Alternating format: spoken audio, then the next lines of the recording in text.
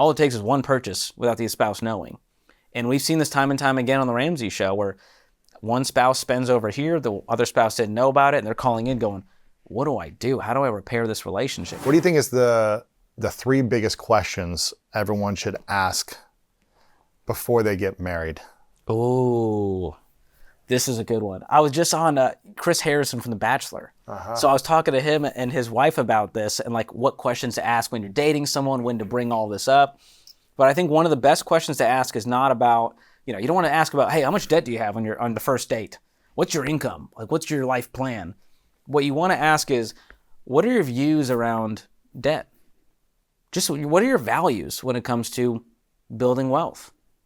That to me says a whole lot more about a person than their current status. Mm-hmm. And so I'm never going to be like, you better find someone who's debt free, who's it's not about that. It's about where are they trying to go? Because if they're trying to hang on to debt and they're going to continue to spend more than they make, probably not someone I want to be with long term. Yeah, if they've got 7 credit cards and they're in a ton of debt, that may not be and they think that's good. Yes. That may not be a sign of alignment of financial freedom in the future. Exactly. And that's going to hurt. That's only going to cause resentment. We see that one of the number one causes of divorce in America today is money fights and money problems. Wow. And so if you can avoid that on the front end, which I think you can, by asking some good questions like, what are your values around money? What was it like growing up in your house? Was money talked about? I think that's a really interesting question because it says a lot about how you think about money and your paradigm around money. Is money something that you see as an obstacle versus a tool? Are you wanting to be generous? Are you a saver or a spender? These are fun, lighthearted questions that aren't digging and like prodding on the first date. Now, as you get into the relationship, you can start to ask about, debt levels and like, do you have a plan to pay this off? But doing it in an encouraging way is the key. You don't want to come at them attacking. Here's another question. Let's say that you're in your late 20s, early 30s, and you've been dating for a couple of years, and you've really built this incredible connection, and you've learned to like each other and love each other, and you're excited to get married.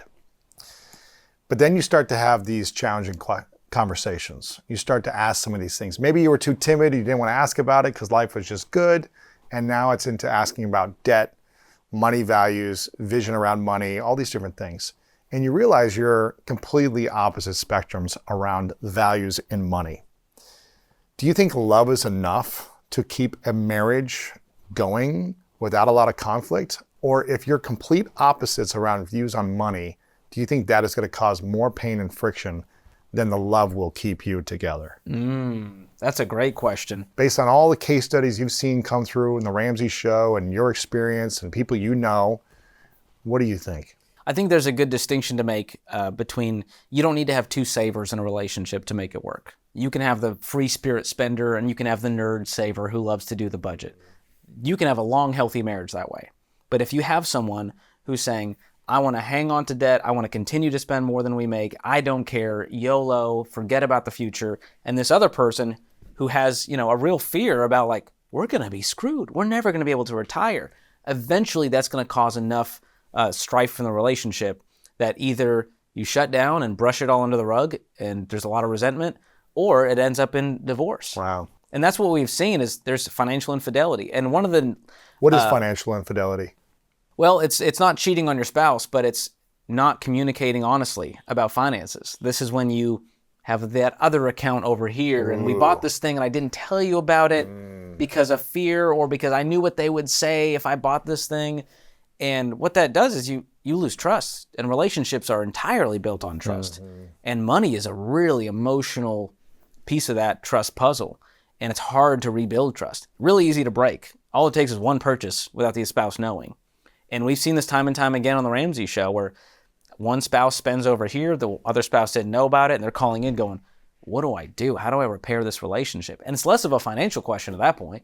We know what to do financially, but it's how do we move forward in the relationship that's really tough. How do you repair a relationship if there's been financial infidelity?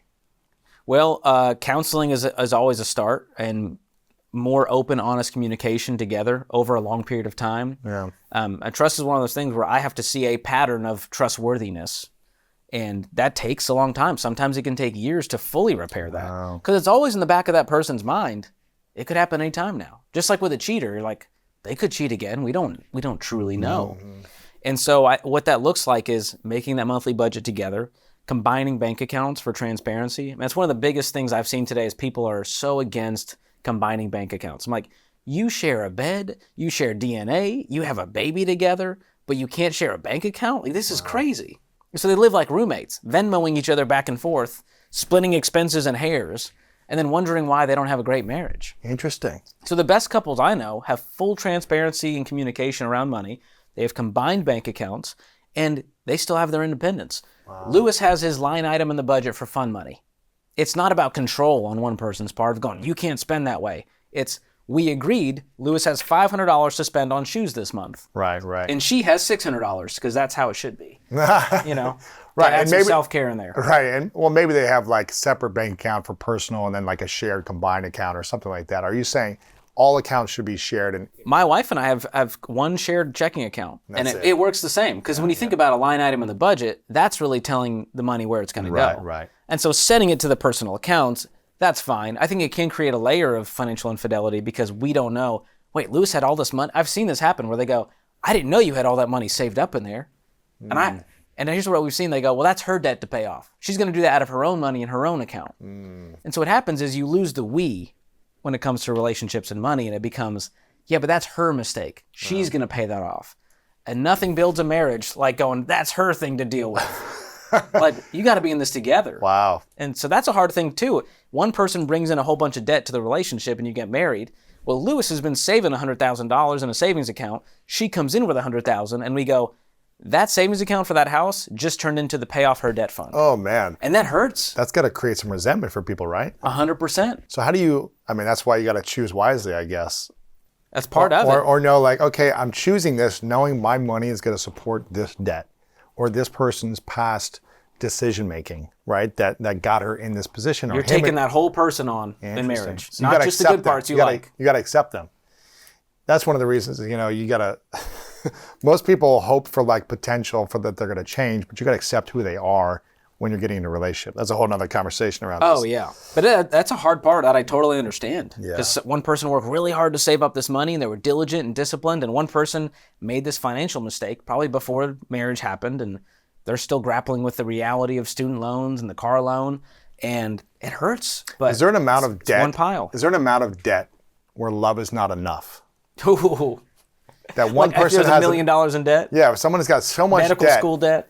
Yeah, they're $400,000 from their doctor's school or whatever it is. Then they made a poor purchase or tried to invest in something and went bankrupt with it, whatever it is. But man, you've got a connection, you've got an intimacy, you've got a shared 2 years of experiences and a love that feels really strong. And then you learn about $400,000 or $500,000 in debt. Is love strong enough to make a relationship last long term with that much debt from one person? I do think love can overcome, but I don't think it's like a squishy Hallmark feeling. I think there is such a strong partnership of like, we're going to get through this together. And my friend Jade Warshaw, Ramsey personality, she's living proof of that. Her husband they had almost $500,000 in consumer debt. Really? And they paid it all off over 7 years. Oh, was this before they got married or together? So once they got married, they looked at all their debts and combined. They were both messy. They were both a mess. Wow. Yeah. But to me, it wasn't just this like love will overcome. It was an alignment in our goals and where we're headed and our new values and our new identities of who we wanted to become. See, they both were at fault of their debts. It wasn't like one person was One clean. person comes in with $500,000, the other person is like, Zero. I'm doing great. Yeah. That's a much harder thing. You have to overcome it, but you also have to realize marriage is long term. So you got to think about 30 years from now. Are we really going to look back and go, well, that $500,000 really set us back? Maybe that's 7 years of your life that you've got to make different decisions. That you can't go take a trip. You can't live a life that you dreamed of. That dream has to shift. Oh, yeah. So there's a lot of like... There's a lot to overcome. Your life looks different. Yeah, but you make a decision for one person that hopefully they'll get out of this with you, right? It's hopefully they'll make better decisions, but man, what if they don't? Yeah. What if they haven't broken the habit? What if they haven't healed their pain that's gotten them into this place? All these different things, That's right? true. So, I mean, debt, it can hurt a relationship for sure. I've also seen it where it strengthens it because it causes them to communicate on a different level. Come together. We've seen the debt-free journey actually heal marriages. It's inspiring. Really? Where they were on the brink of divorce, They go through Financial Peace University. They finally get aligned about, they're running the same direction, maybe for the first time. And all of a sudden at the end, they're like, well, what did all that debt-free stuff do? It helped us communicate better, get aligned, have the same vision. And what that does is create a better marriage. Thank you for watching this video. If you want more inspiring clips like this, make sure to click right here to subscribe and click right here to watch that next video that is specific to support you in your life.